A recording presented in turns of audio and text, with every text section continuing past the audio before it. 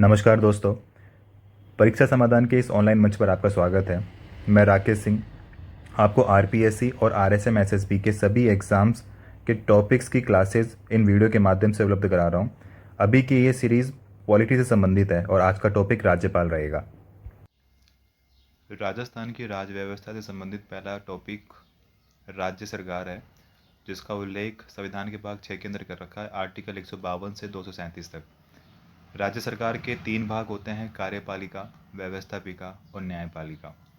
कार्यपालिका जो कानून का निर्माण करती है, व्यवस्थापिका जो कानून को राज्य के अंदर सुचारू रूप से चलाती है, और न्यायपालिका यदि कानून से संबंधित कोई उल्लंघन होता है तो उसके लिए दंड दिया जाना न्यायपालिका के अंडर में आता है। कार्यपालिका 153 से 167 तक है, 168 से 213 तक न्याय व्यवस्थापिका और 214 से लेकर के 237 तक न्यायपालिका। राज्य सरकार के अंदर सबसे अहम पद है राज्यपाल का, जिसका उल्लेख भाग 6 के अंदर ही कर रखा है और आर्टिकल 153 से लेकर के 162 तक है। यहाँ पे 152 से स्टार्ट है वैसे, क्योंकि 152 के अंदर राज्य की परिभाषा के बारे में बता रखा है। राज्य की परिभाषा के बारे में 152 में बता रखा है। और राज्यपाल 153 से स्टार्ट है और 162 तक है इसका। राज्यपाल की राज्य के अंदर दोहरी भूमिका होती है। इम्पोर्टेंट है।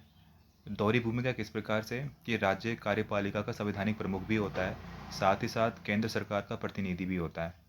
प्रतिनिधि से मतलब है कि केंद्र सरकार की सिफारिश पर ही राष्ट्रपति किसी भी राज्य के राज्यपाल की नियुक्ति करते हैं।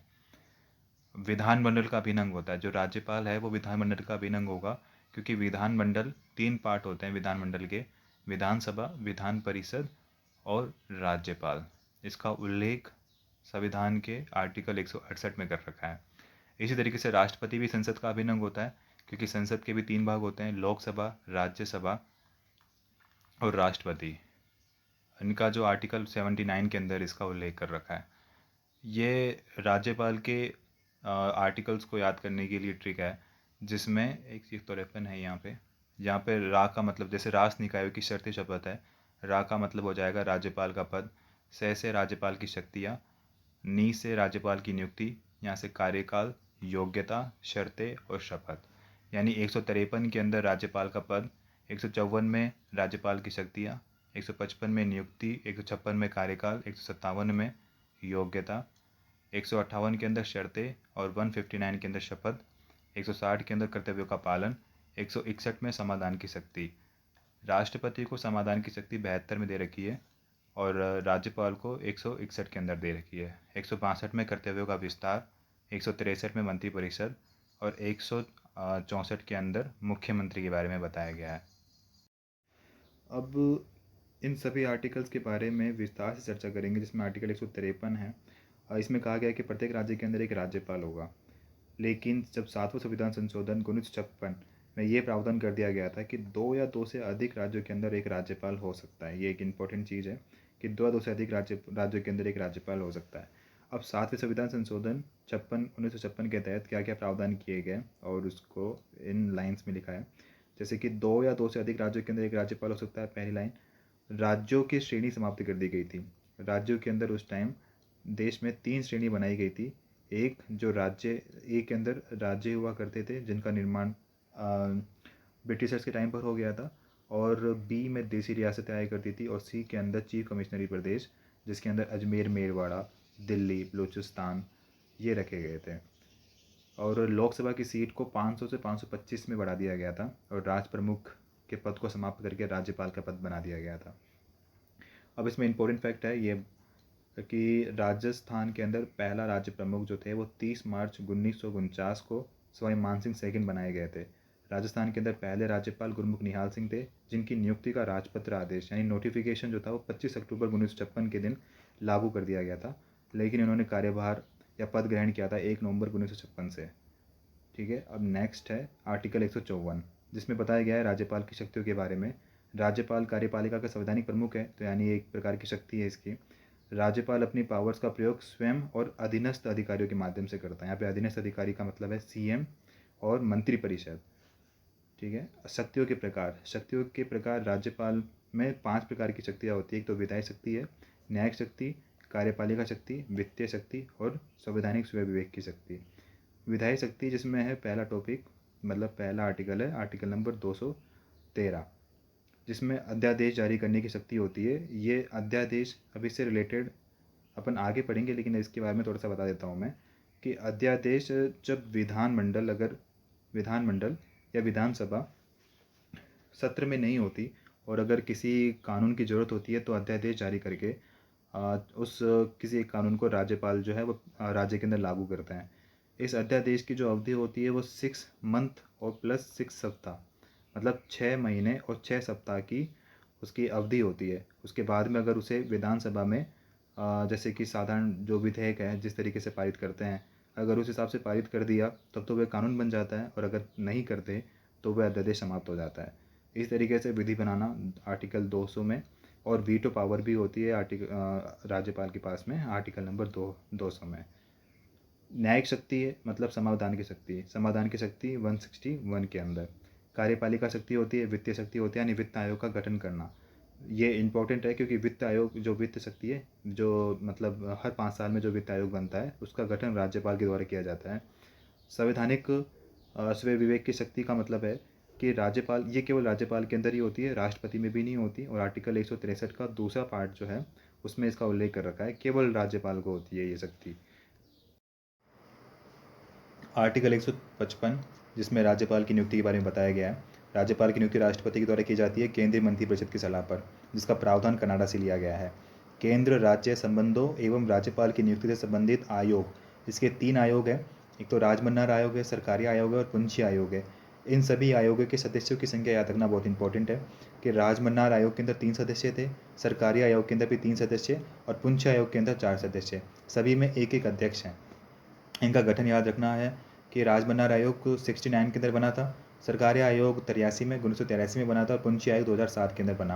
अब सरकारी आयोग के अंदर इंपॉर्टेंट है क्योंकि इसके अंदर एक अंतर्राज्य परिषद या अंतर्राज्य परिषद का गठन के बारे में बताया गया है, जो कि इसी की सिफारिश पर था, तो इसीलिए थोड़ा इंपॉर्टेंट हो जाता है ये। सरकारी आयोग का गठन 1983 में किया गया था, जिसकी रिपोर्ट 1987 में दी गई थी, और इस आयोग की सिफारिश पर अंतर्राज्य परिषद का गठन किया गया था। अब ये प्रति 5 वर्षों में, यानी जब सामान्यतः नए चुनाव होते हैं लोकसभा के, जो प्रधानमंत्री बनता है उसी टाइम पर अंतर्राज्य परिषद का भी गठन किया जाता है। ये प्रकार का संवैधानिक निकाय है जिसका गठन 1990 में किया गया था, और आर्टिकल 263 के इसके बारे में उल्लेख मिलता है आर्टिकल 263 में, और जिसका गठन राष्ट्रपति के द्वारा किया जाता है, और अध्यक्ष जो है वो प्रधानमंत्री होते हैं। सदस्य सभी राज्यों के जो मुख्यमंत्री होते हैं वो अंतर्राज्य परिषद के सदस्य होते हैं। अब सरकारी आयोग की अन्य सिफारिशें राज्यपाल से संबंधित कौन कौन सी थी कि पहला ये था कि सक्रिय राजनीति से संबंधित नहीं होना चाहिए, यानी राज्यपाल जो है वो सक्रिय राजनीति में होना ही नहीं चाहिए। मुख्यमंत्री से परामर्श लेनी चाहिए। इसका मतलब ये है कि जिस राज्य के अंदर मुख्यमंत्री की जिस राज्य के अंदर राज्यपाल की नियुक्ति हो रही है वहाँ पर मुख्यमंत्री की परामर्श लेना आवश्यक है। और जिस राज्य के अंदर राज्यपाल की नियुक्ति हो रही है वह वहाँ का निवासी भी नहीं होना चाहिए, ठीक है। और कार्यकाल क्या होना चाहिए, निश्चित होना चाहिए। वैसे सामान्यतः राज्यपाल का कार्यकाल 5 वर्ष का होता है, ठीक है, जिसके बारे में आर्टिकल 156 में कह रखा है कि इसका कार्यकाल 5 वर्ष का होता है।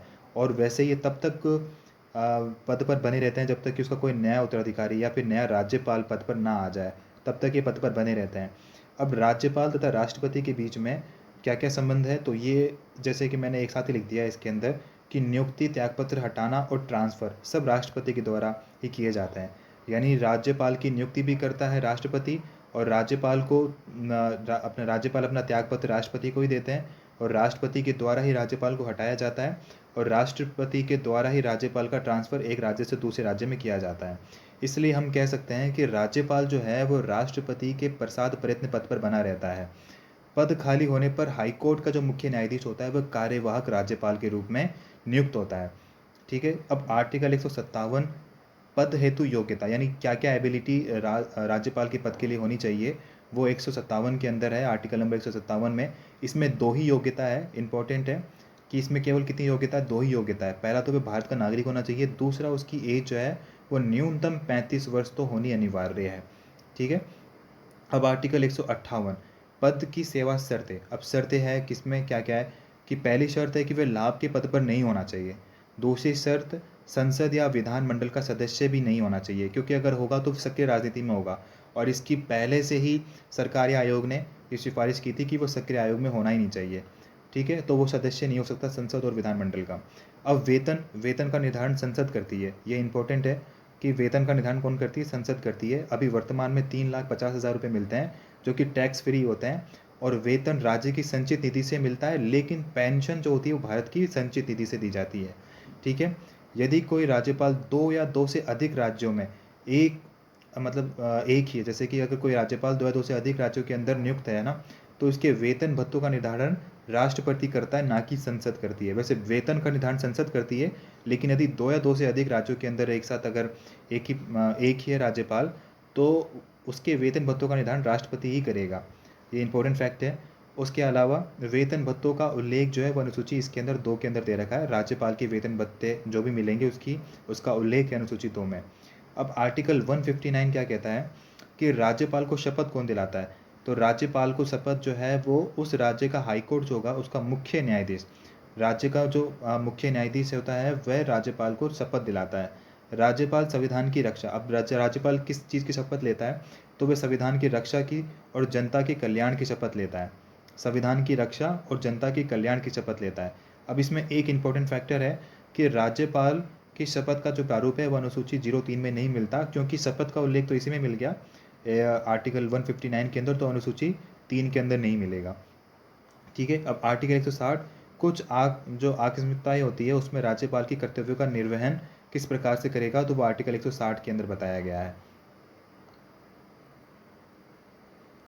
आर्टिकल 161 के अंदर राज्यपाल को समाधान करने की पावर है। अब इस समाधान करने की जो शक्ति है उसके अंदर किस किस प्रकार की सीमाएं हैं, तो जो पहला है कि वह मृत्युदंड को माफ़ नहीं कर सकता। जिस प्रकार से राष्ट्रपति मृत्युदंड को भी माफ़ कर सकते हैं उस प्रकार से राज्यपाल नहीं कर सकता। और सैन्य न्यायालय द्वारा दिए गए जो निर्णयों में माफ़ नहीं कर सकता। जिस प्रकार से राष्ट्रपति जो है वो सैन्य न्यायालयों के अंदर भी जो दिए गए निर्णय होते हैं उसके अंदर हस्तक्षेप कर सकते हैं और उनको माफ़ कर सकते हैं, तो लेकिन राज्यपाल के अंदर ये पावर नहीं होती। और केवल रही राज्य सूची संवर्ती सूची में ही माफ़ कर सकता है, उनके विषयों पर ही जो होगा उस पर समाधान दे सकता है। जबकि राष्ट्रपति राज्य सूची के ऊपर भी, संघ सूची पर भी और संवर्ती सूची, तीनों विषयों पर माफ़ी दे सकते हैं। अब आर्टिकल 162 जो कि कर्तव्यों के विस्तार के बारे में बताया गया है, और यहाँ तक कि वैसे राज्यपाल के जो आर्टिकल्स होते हैं वो ख़त्म हो जाते हैं, क्योंकि वो 153 से 162 तक है टोटल। लेकिन अब राज्यपाल जो हैं वो कई अन्य आर्टिकलों के अंदर भी संबंधित है, तो इससे संबंधित अपन पढ़ते हैं कि राज्यपाल संबंधित अन्य आर्टिकल कौन कौन से हैं। 163 एक के अंदर राज्यपाल की सलाह हेतु एक मंत्रिपरिषद की नियुक्ति की जाएगी, और 163 दो में स्वयं विवेक की शक्ति होती है जो कि केवल राज्यपाल के पास में होती है, राष्ट्रपति के पास में भी स्वयं विवेक की शक्ति नहीं होती। आर्टिकल 166 राज्य की समस्त कार्यपालिका कार्यवाही होती है वो राज्यपाल के नाम से चलती है, और राज्यपाल मंत्रियों के कार्य आवंटन हेतु नियम भी बनाता है। आर्टिकल 167 जिसमें ये कहा गया है कि राज्यपाल सीएम से सूचना मांग सकता है। ठीक है, और सीएम का कर्तव्य होगा कि वह उसे सूचना दे। क्या होगा? कर्तव्य होगा। तो इस वर्ड को हमेशा याद रखना कि सीएम का कर्तव्य होगा, ना कि उसका उत्तरदायित्व। कुछ नहीं होगा, बस केवल कर्तव्य होगा कि वह सूचना दे उनको। आर्टिकल 356 के अंदर राष्ट्रपति शासन के बारे में बताया गया है, जिसमें जैसे कि राज्य में जब संवैधानिक तंत्र विफल हो जाता है तो राज्यपाल की लिखित अनुशंसा पर या सलाह पर राष्ट्रपति जो है वो उस राज्य के अंदर राष्ट्रपति शासन लगा सकता है। ये आर्टिकल 356 इम्पोर्टेंट है। इसके बाद है आर्टिकल नंबर 361। अब 361 के अंदर राष्ट्रपति और राज्यपाल दोनों की उन्मुक्तियाँ यानी जो छूट और विशेषाधिकार के बारे में बताया गया है कि राज्यपाल और राष्ट्रपति जब तक पद पर हैं तब तक उनको न तो गिरफ्तार किया जा सकता है और न ही उनके ऊपर न्यायिक मुकदमा चलाया जा सकता है। लेकिन यदि मुकदमा सिविल यानी दीवानी मामले का हो, यानी दीवानी कार्यवाही होती है, तो कार्यवाही से 2 महीने पहले, कितने महीने, 2 महीने पहले नोटिस दिया जाना अनिवार्य है। ठीक है, अब आगे नेक्स्ट पढ़ते हैं कि राज्यपाल की विधायी शक्तियाँ किस किस का आर्टिकल के अंदर है। तो आर्टिकल नंबर 171 जिसमें विधायी शक्तियों के बारे में बताया गया है कि विधान परिषद की 1/6 सदस्यों की नियुक्ति राज्यपाल करता है, यानी इनको मनोनीत करता है राज्यपाल 1/6 सदस्यों को विधान परिषद के। अब यह ध्यान रखना आपको विधान परिषद की संरचना कैसी होती है, बनता कैसे है। इसमें विधान परिषद के अंदर मैक्सिमम सदस्यों की संख्या 1/3 होती है। विधानसभा जो अभी जैसे कि वर्तमान में राजस्थान के अंदर 200 सदस्य हैं विधानसभा में, 200 सीट्स हैं विधानसभा के अंदर, तो इनका 1/3 यानी लगभग 66 जो व्यक्ति हैं वो विधान परिषद की मैक्सिमम लोग हो सकते हैं, विधान परिषद के अंदर मैक्सिमम लोग हो सकते हैं। लेकिन मिनिमम कितने होने चाहिए? 40 सदस्य मिनिमम होने चाहिए। जैसे कि अगर कहीं पर मान लीजिए कि विधान सभा के साथ विधान परिषद बनाई जा रही है और मान लीजिए कि 100 सदस्य हैं यहाँ पर, ठीक है, कितने सदस्य हैं, 100 सदस्य, और 1/3 करने पर 33 सदस्य आ रहे हैं, लेकिन मिनिमम सदस्य कितने होने चाहिए, 40 सदस्य होने चाहिए, तो वहाँ पर 33 ना होकर के कितने होंगे, 40 सदस्य होंगे, ठीक है। अब एक बार फिर से इसको देख लेते हैं कि विधान परिषद में 1/6 सदस्य राज्यपाल के द्वारा मनोनीत होते हैं, जो कि 5 आधार पर होते हैं। एक तो साहित्य, विज्ञान, कला, सहकारिता और समाज सेवा, 5 आधार पर होते हैं ये राज्यपाल के द्वारा मनोनीत है। जबकि राष्ट्रपति जो हैं वो राज्यसभा के अंदर 4 प्रकार से मनोनीत करते हैं, लेकिन राज्यपाल जो है वो विधानसभा में 5 प्रकार से मनोनीत करते हैं सदस्यों को, और 1/6 सदस्य करते हैं, ठीक है। जैसे कि मान लीजिए राजस्थान के अंदर अगर कभी विधान परिषद बनी तो 66 सदस्य होंगे, और इसका 1/6 का मतलब कितना हो जाएगा, 11 सदस्य, ठीक है। अब आगे देखते हैं कि ये जो विधानसभा के मनोनीत करने का प्रावधान जो है वो आयरलैंड से लिया गया है, आयरलैंड के, तो ये इंपॉर्टेंट है। आर्टिकल नंबर 174, जिसमें ये बताया गया है कि विधानसभा को सत्राहुत करना, विधानसभा का सत्रावसान करना और विधानसभा को भंग करना, ये तीनों पावर राज्यपाल के पास में होती है, ठीक है। विधानसभा को सत्राहुत तो कौन करता है, राज्यपाल, यानी बुलाता कौन है, राज्यपाल, लेकिन उसकी अध्यक्षता जो है विधानसभा का अध्यक्ष करता है। एक वर्ष में 3 सत्र होते हैं, बजट सत्र होता है, मानसून सत्र होता है और शीतकालीन सत्र होता है। 2 सत्रों के मध्य अधिकतम 6 माह का समय हो सकता है, यानी बजट सत्र और या फिर मानसून सत्र, या मानसून सत्र या शीतकालीन सत्र, तो इन दोनों के बीच में अधिकतम 6 माह का ही मतलब समय हो सकता है, ठीक है। विधानसभा सत्र को समाप्त जो है वो तो राज्यपाल कर सकते हैं, लेकिन स्थगित करने की जो पावर होती है वो विधानसभा अध्यक्ष के अंदर होती है। जैसे अगर कोई विधानसभा के अंदर कोई कानून पेश किया गया है और उस पर सहमति नहीं बन पा रही है, और अगर कोई ब्रेक चाहिए तो उसको ब्रेक को ही स्थगित कहा जाता है, तो विधानसभा अध्यक्ष जो होता है वो विधानसभा को कुछ टाइम के लिए स्थगित कर देता है। यदि अध्यक्ष अगर विधानसभा की कार्यवाही को अगर अनिश्चित काल के लिए स्थगित कर देता है तो इसे साइन डाई कहा जाता है, ठीक है, क्या कहा जाता है, साइन डाई कहा जाता है इसको। राज्यपाल मंत्रिपरिषद सीएम की सलाह से विधानसभा को भंग कर सकता है। सीएम मतलब मंत्रिपरिषद का जो मुखिया होगा यानी सीएम, उसकी सलाह पर विधानसभा को भंग कर सकता है, ठीक है। नेक्स्ट बढ़ते हैं। आर्टिकल नंबर 176, आर्टिकल नंबर 176, जिसमें राज्यपाल विधानमंडल के दोनों सदनों, जो राज्यपाल है वो विधानमंडल के दोनों सदनों की संयुक्त रूप से संबोधित करना है, इसको अभिभाषित करने की जो पावर होती है वो 176 के अंदर है। संयुक्त रूप से अभी अभिभाषित मतलब एक साथ भाषण देना, दोनों ही सदनों को एक जगह बुला करके, तो ये 2 स्थितियों में होता है। अगर 2 मतलब जैसे विधानमंडल में, अपने हमारे यहाँ तो केवल विधानसभा ही है राजस्थान के अंदर, और अगर जिस राज्य के अंदर विधानसभा विधान परिषद है तो दोनों सदनों को संयुक्त रूप से अभिभाषित करने की पावर होती है राज्यपाल में, और वो आर्टिकल 176 के अंदर है। अब ये 2 स्थितियों में होती है, पहला प्रत्येक आम चुनाव के बाद होने वाली प्रथम बैठक के समय, ठीक है, और दूसरा बजट सत्र के प्रारंभ होने से पहले। अब आर्टिकल नंबर 152 ये इम्पोर्टेंट है क्योंकि इसमें एमएलए की अयोग्यता को मतलब किस प्रकार से घोषित करता है राज्यपाल, उसके बारे में बताया गया है। राज्यपाल चुनाव में भ्रष्टाचार करने वाले विधायकों यानी एमएलए को अयोग्य घोषित करता है, और वो चुनाव आयोग की परामर्श पर करता है, ठीक है। अब एमएलए को 2 प्रकार से अयोग्य घोषित कर सकते हैं, एक तो दल बदल के आधार पर, दूसरा भ्रष्टाचार के आधार पर। और जो राज्यपाल है वो भ्रष्टाचार के आधार पर ही क्या करता है, एमएलए को अयोग्य घोषित करता है, तो ये ध्यान रखना है। लेकिन दल बदल के आधार पर अगर अयोग्य घोषित करना है किसी एमएलए को तो वो विधानसभा का अध्यक्ष करता है, आर्टिकल नंबर 191 के तहत, ठीक है। और 192 के तहत राज्यपाल भ्रष्टाचार के आधार पर अयोग्य घोषित करता है। अब आर्टिकल 200 विधि बनाने की पावर होती है, यानी विधि बनाने की पावर होती है जिसको अपन वीटो पावर भी कहते हैं, और किसी विधेयक को राष्ट्रपति के लिए आरक्षित रखना, ये सब आर्टिकल नंबर 200 के अंदर है, ठीक है। राज्यपाल के पास में 2 प्रकार की वीटो होती है, ठीक है, एक तो निलंबनकारी वीटो होती है और एक आत्यंतिक वीटो होती है। जबकि राष्ट्रपति के पास में 3 वीटो होती है। धन विधेयक को पुनर्विचार के लिए नहीं लौटाया जा सकता क्योंकि राज्यपाल की पूर्वानुमति होती है, उसी के आधार पर विधानसभा के अंदर धन विधेयक रखा जाता है। किसी विधेयक को राष्ट्रपति हेतु आरक्षित रख सकता है यदि जो विधेयक है वो अगर हाईकोर्ट के पावर में कमी करने वाला विधेयक है, नीति निर्देशक तत्वों के विरुद्ध है, संपत्ति के अनिवार्य अर्जन से संबंधित है, और राष्ट्रपति या राष्ट्रीय महत्व का राष्ट्रपति या राष्ट्रीय महत्व का विधेयक है, संवैधानिक उपबंधों के विरुद्ध है, और वित्तीय आपात के समय राज्य विधानमंडल द्वारा पारित धन विधेयक को राष्ट्रपति हेतु आरक्षित रख सकता है। ठीक है, अगर जब वित्तीय आपातकाल आ रखा है उस समय राज्य विधानमंडल द्वारा जो पारित धन विधेयक है उसको भी राष्ट्रपति हेतु आरक्षित रखा जा सकता है। ठीक है, अब आर्टिकल 213 ये अध्यादेश से संबंधित है कि राज्यपाल द्वारा अध्यादेश जारी करना ये एक इम्पोर्टेंट पावर है और ये आर्टिकल कई बार एग्जामिनेशन में पूछा गया है। अध्यादेश क्या होता है? एक प्रकार की विधायी शक्ति होती है जिसमें राज्यपाल स्वयं विवेक से जारी न करके राज्य मंत्रिपरिषद की सलाह पर करता है। ठीक है, और अध्यादेश की अधिकतम अवधि 6 महीने और 6 सप्ताह की होती है, यानी 6 महीने प्लस 6 सप्ताह की होती है। ठीक है, आर्टिकल नंबर 333 इसके बारे में मैंने आपको पहले बता दिया था अध्यादेश के बारे में कि अध्यादेश जब और जैसे विधानसभा अगर सत्र में नहीं है और अगर किसी कानून की ज़रूरत है राज्य के अंदर तो राज्यपाल जो है वो एक प्रकार का ऑर्डिनेंस निकालेंगे, अध्यादेश निकालेंगे जो कि कानून की तरह ही होगा।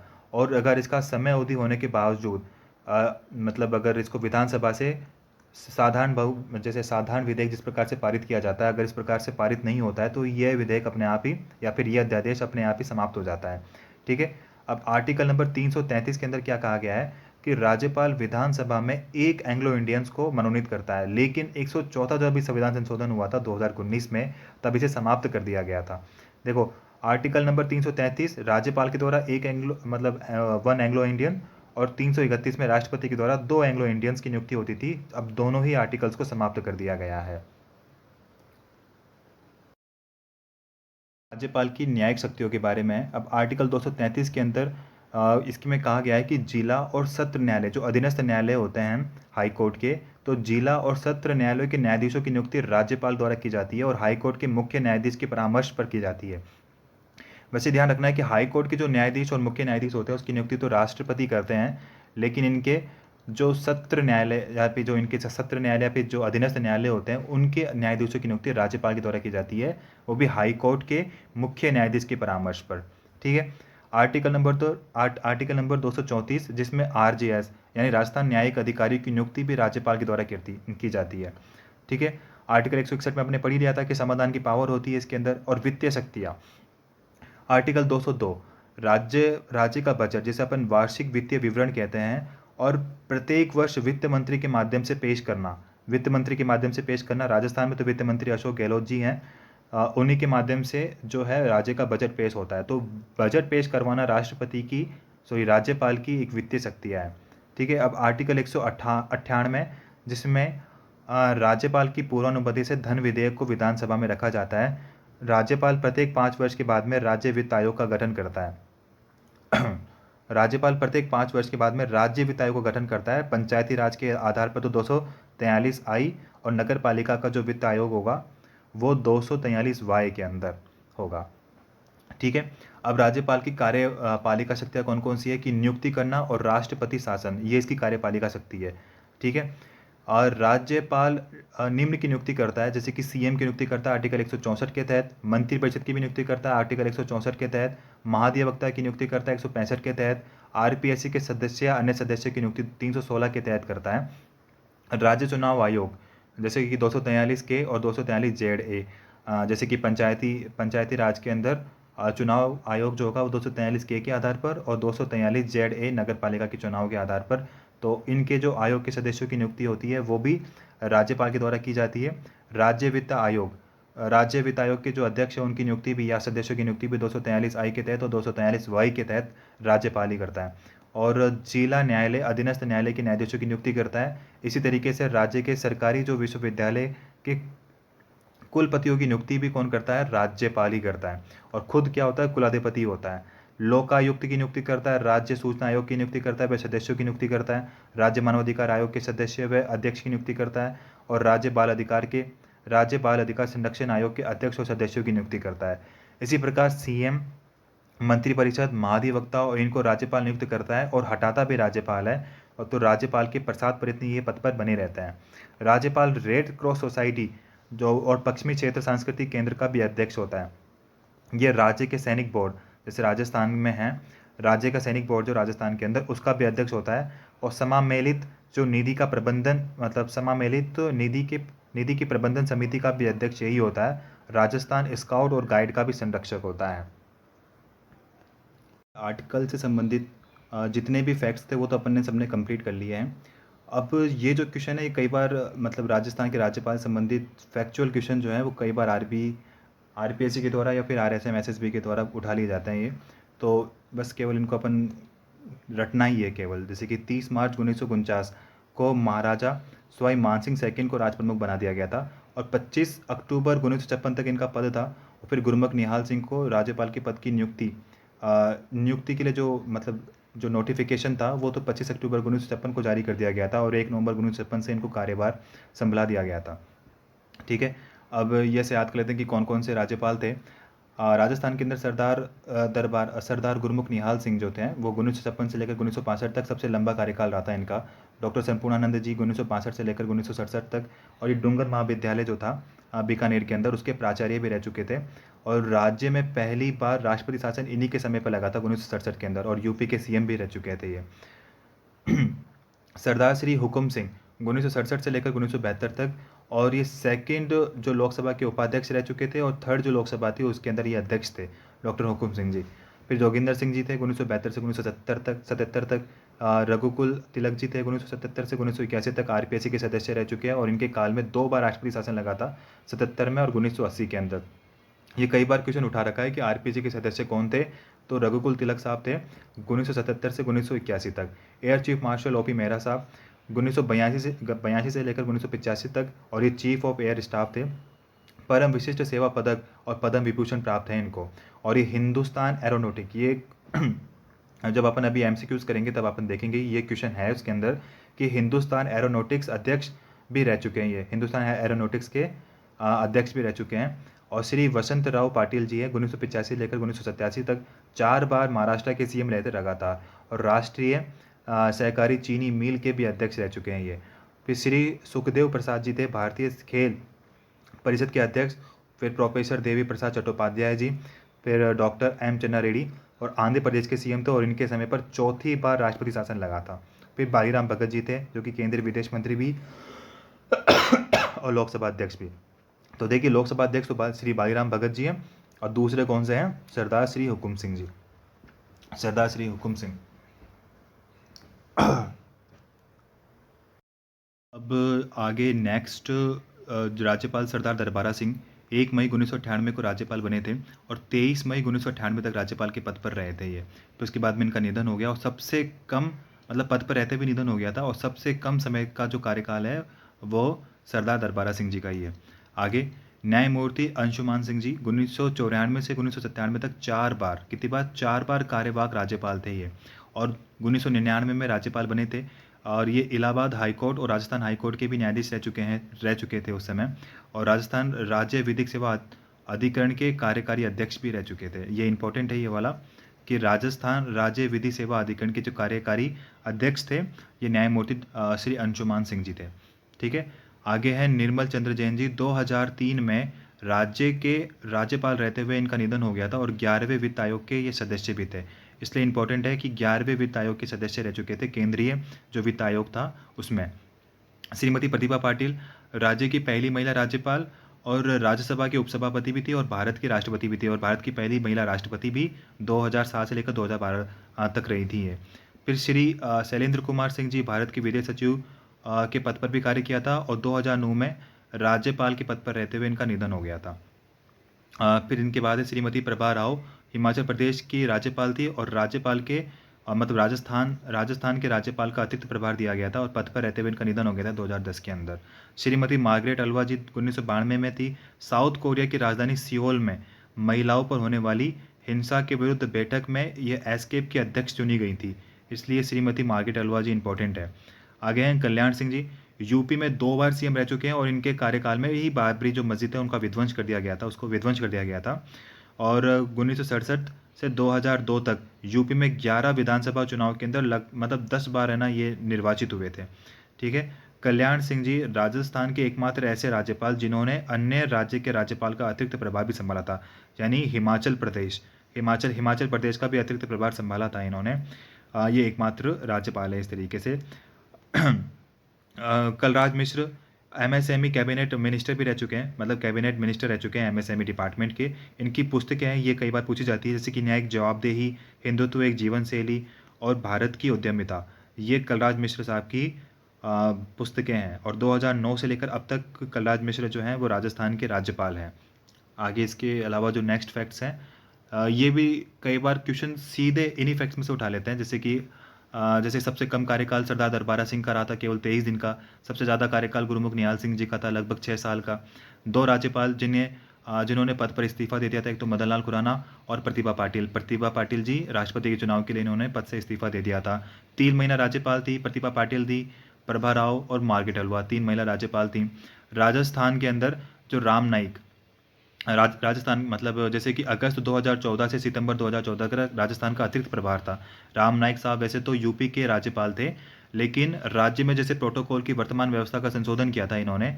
2014 से पहले महामहिम कहा जाता था राज्यपाल को, यानी हीज एक्सीलेंसी। अब 2014 के बाद में माननीय या राज्यपाल महोदय या ऑनरेबल गवर्नर, इस तरीके से शब्द का यूज़ किया जाता है। राजस्थान के पहले कार्यवाहक राज्यपाल न्यायाधीश जगत नारायण जी थे।